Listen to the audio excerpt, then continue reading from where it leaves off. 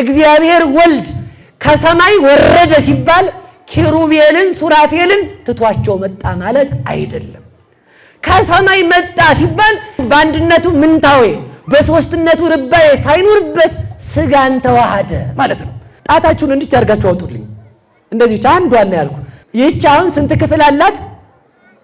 ስንት ክፍል አላት? እዚህ ጋር እግዚኦ ማረነ ክርስቶስ ብትሉበት ከላይ ምን አለ? ጥፍር በሉ እንጂ ብላችሁ ጥፍር ስለተጨመረ 4 ክርክር ናት። ስንት ናት? ስንት ናት? በአንድነቱ ምንታዌ በሶስትነቱ ርባዬ ያለውን አሳይቻችሁ ልጨርሰው ነው። በአንድነቱ አታወርዷት። ከላይ ምን አለ?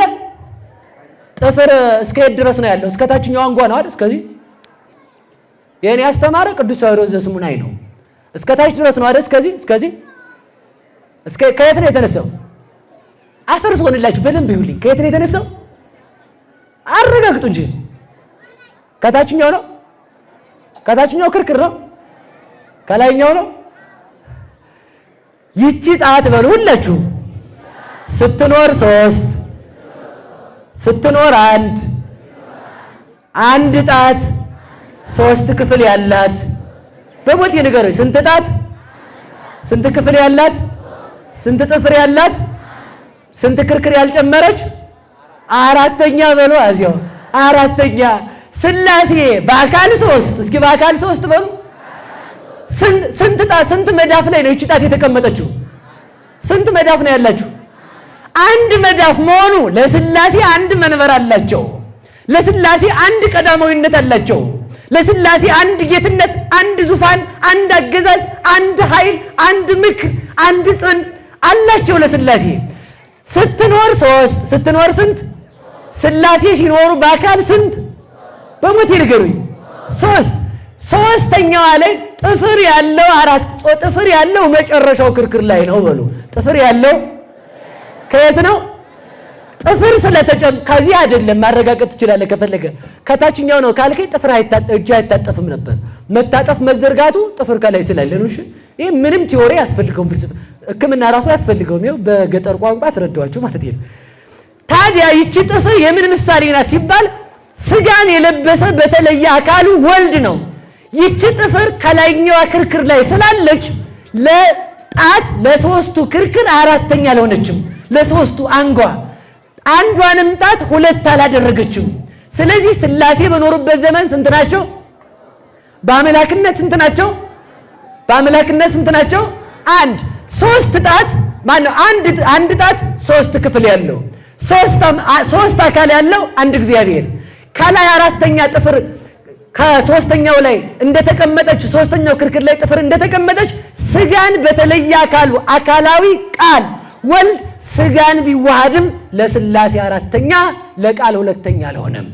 ሰማይ ይዘጋል ይከፈታል፣ መስኮት አለው እና ምኑ ናቸው ሰማይ ተከፈተ የሚል መጽሐፍ ቅዱስ ፎቶ አንስቶ ያስቀመጣል። ሰማይ ተከፈተ ማለት ምስጢር ተገለጠ ማለት ነው። እስኪ በሉ ምስጢር ተገለጠ በሉ። ስለዚህ ተመልከቱ፣ ሰማያትን ዝቅ ዝቅ አድርገው ውረድ ያለው እነዚህን ነው። ሰማያት የተባሉ ምልአቱ፣ ሰማያት የተባለ ጌትነቱ፣ ሰማያት የተባለ አለመታየቱ፣ ሰማያት የተባለ ኃያልነቱ፣ ሰማይ የተባለ የማይርብ መሆኑ፣ ሰማይ የተባለ የማይዳሰስ መሆኑ፣ ሰማይ የተባለ የአዋቂ መሆኑ ናቸው። ስንት ነገር አመጣው? 7 ስንት ነገር መጣላችሁ? ታዲያ ተመልከቱ፣ አካላዊ ቃል የማይዳሰስ የማይታይ የማይሞት ዘላለማዊ ኃያል አምላክ በሁሉ የመላ ከሆነ ጥያቄ ከሆነ እንዴት ሞተ ትላላችሁ ሲሉን ተመልከቱ። እንደውም እግዚአብሔር አይሞትም። እግዚአብሔር ከሞተ አንተ ቀታሊሆሙ ለስሉስ ቅዱስ የሥላሴ ገዳይ አንተው ነህ። እግዚአብሔር ከሞተ ዓለምን ማን ያስተዳድረዋል? በውክልና ሰጥቷል። ሞተ ፈርሙ። ስለዚህ ተመልከቱ፣ የማይሞተው አምላክ የሚሞት ስጋን ከአማናዊ መጽሐፍ ከድንግል ማርያም ተዋሃደ ነው። እስኪ በሉ የማይሞተው በሉ የሚሞተው ደግሞ የማይሞተውን ተዋሃደ። አዋቂው አምላክ የሚጠይቅ ስጋን ተዋሃደ።